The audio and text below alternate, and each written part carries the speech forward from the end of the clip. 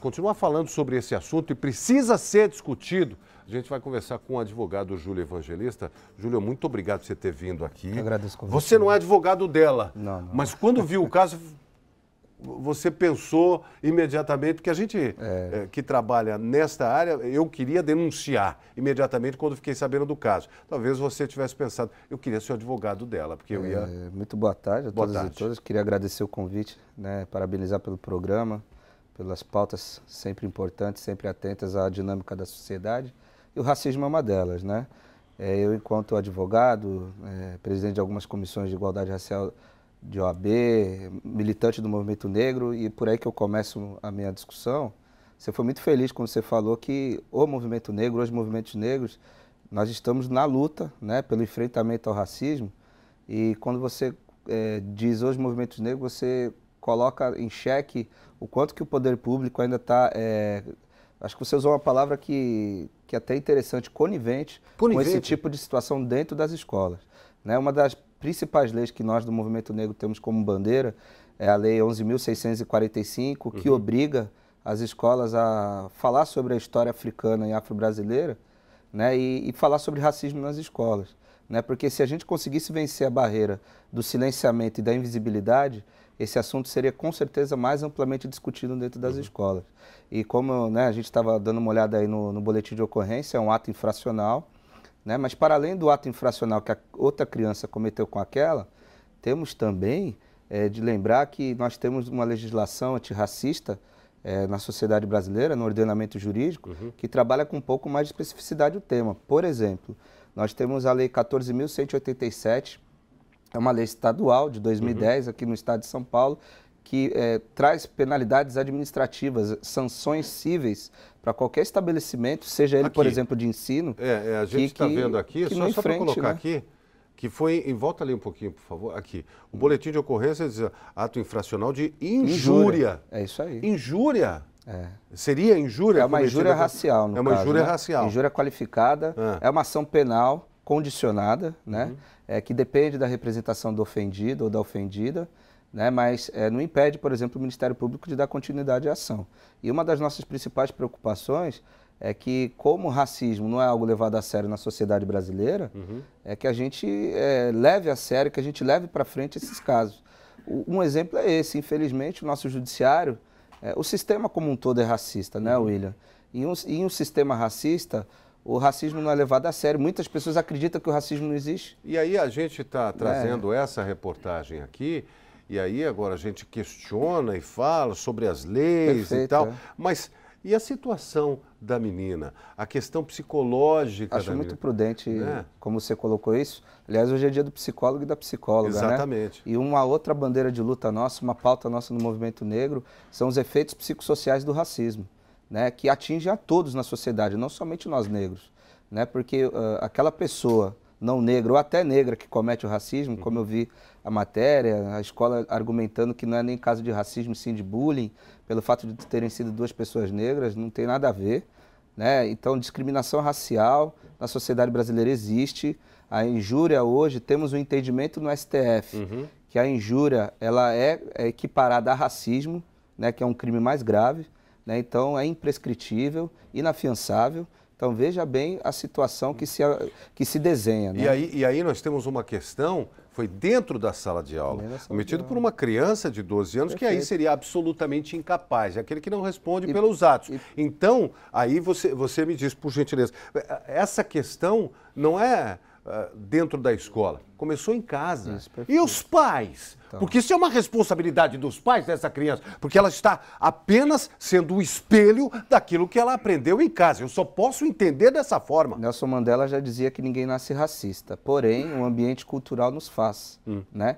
Nos molda. E aí a gente pensa, como é que uma criança de 12 anos reproduz isso?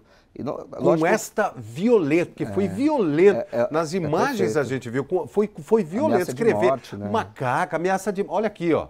Ameaça de morte, mostrar aquelas fotos, lamentável, as imagens lá, essa imagem aí, foi de uma violência, é uma coisa, psicologicamente, essa menina está comprometida e precisa de ajuda. Olha, eu queria dizer o seguinte para a senhora, para a mãe e para você, meu amor, que deve estar assistindo a gente, presta atenção numa coisa, não deixe nunca, por mais que aconteça isso, e eu sei que aqui não cabe, não é uma sessão nem nada, não deixe que meçam você por aquilo que as pessoas acreditam. Você é mais, você é melhor e você não é absolutamente diferente nem de mim nem de ninguém.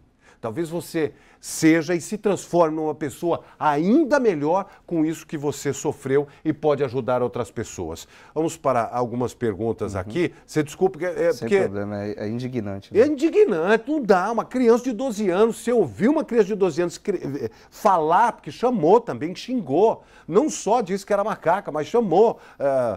A mãe falou aqui, eu não quero reproduzir isso, mas vamos para as perguntas aqui, por favor. Não dá para a gente aceitar esse tipo de atitude ainda na escola. Gabriele de Santos, qual a diferença entre racismo e preconceito? Boa pergunta, hein, costumo dizer, né, faço parte de um projeto social chamado Educafro também, nós temos aula de cultura e cidadania, a gente explica a diferença, né? Um é uma ideia, é um conceito.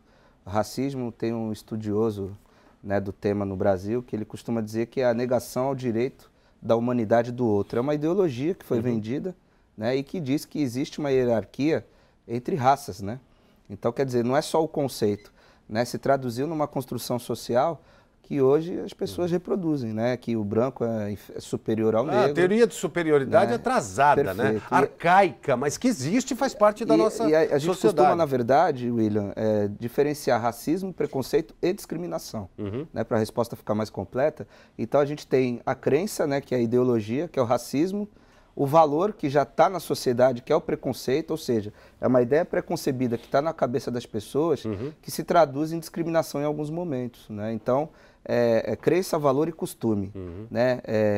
Esse conceito, essa ideologia que é o racismo, tem um preconceito, que é o preconceito racial, que se traduz... Que é o valor, né? Que é o valor, que se traduz na discriminação racial, que é o costume que a gente tem na sociedade até hoje. Obrigado, Gabriele, pela sua mensagem aqui. O Pedro de Mongaguá, o que é... Volta ali, por favor, Pedro. O que é uma atitude racista? A gente costuma dizer no direito que quando temos um crime, né? É quando o direito de alguma pessoa está sendo lesado, né? Está sendo lesionado. Né? Então, a gente costuma dizer, hoje nós temos a Lei 12.288, que é o Estatuto da Igualdade Racial, que ele diz que todos nós temos o direito ao direito de igualdade racial. Então, quando a gente busca a igualdade perante a lei, aquela igualdade da Constituição, né, a gente costuma dizer que é a igualdade formal. A igualdade material não existe, né? Então, nessa sociedade onde a igualdade material é algo que a gente busca, quando o direito, né, de uma etnia que compõe o povo brasileiro está sendo lesado de alguma forma, a gente costuma dizer que isso é uma atitude racista. Né? Então, quando é uma atitude que ofende a dignidade daquela etnia, da memória daquela etnia, da história daquela etnia, então é complicado a gente trabalhar essa discussão no Brasil. Por quê? Nós não estamos falando só dos negros, perfeito, aí, né? Temos o povo cigano. Quando a gente fala de igualdade... Nordestino, né? O nordestino, cara, então, que é o cara que construiu o Brasil, perfeito, sofre, a Lei especialmente em São Paulo. 7.716, ela trata de todas essas questões. Religião, origem, regionalidade. Então, quando a gente está falando de uma atitude racista, é uma atitude que ofende a dignidade, a integridade física, moral daquela etnia que compõe o povo brasileiro. Muito obrigado, viu, Pedro, pela sua mensagem aqui. O Marco de Praia Grande, o que eu devo fazer quando sofro uma discriminação racial? Não, perfeito. Eu acredito que a atitude da mãe foi a atitude acertada. Porém, a gente precisa também pensar na rede de proteção como um todo. Quando você diz, né, que essa criança ela merece ajuda, todos ali precisam de ajuda. Sim. Porque a escola identificou o problema e não correu atrás como se deve. Tratou como bullying. Né? A gente não gosta do termo bullying, porque ele coloca numa caixa todo tipo de discriminação. E a gente tem outras discriminações que acontecem no espaço escolar e na sociedade que precisam dessa especificidade para a gente tratar.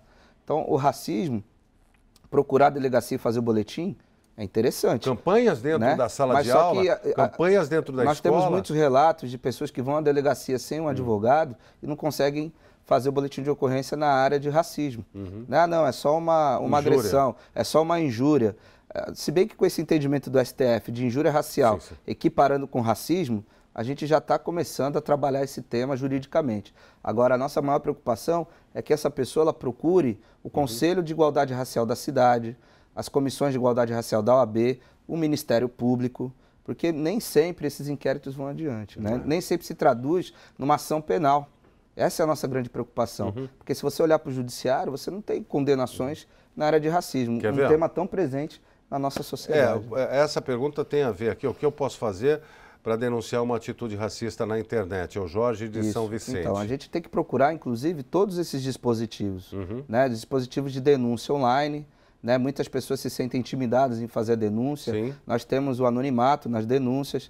Então, MP, Defensoria Pública, Conselho de Igualdade Racial, a própria Prefeitura, na ouvidoria da Prefeitura, na ouvidoria da SEDUC. A gente tem que, a CEPIR, que é a nossa Secretaria Nacional de Promoção da Igualdade Racial, a nossa Coordenadoria das Populações Negra e Indígena do Governo do Estado de São Paulo, são todos espaços onde cabe denúncia, sim, online ou presencial. Quem quiser saber mais sobre o departamento que você representa lá na OAB, sim, que é a Igualdade, né? A Comissão da Igualdade Racial. Comissão da Igualdade Racial, pode entrar em contato na OAB? Pode entrar em contato na seção de apoio às comissões, lá no telefone da Ordem dos Advogados do Brasil, subseção Santos. Estaremos à disposição para dar orientações e a gente também faz debates, palestras, seminários. Doutor Júlio Evangelista, muito obrigado por conversar sobre esse tema. Estamos sempre abertos aqui, porque para a gente não há diferença nenhuma. Aqui o respeito tem que ser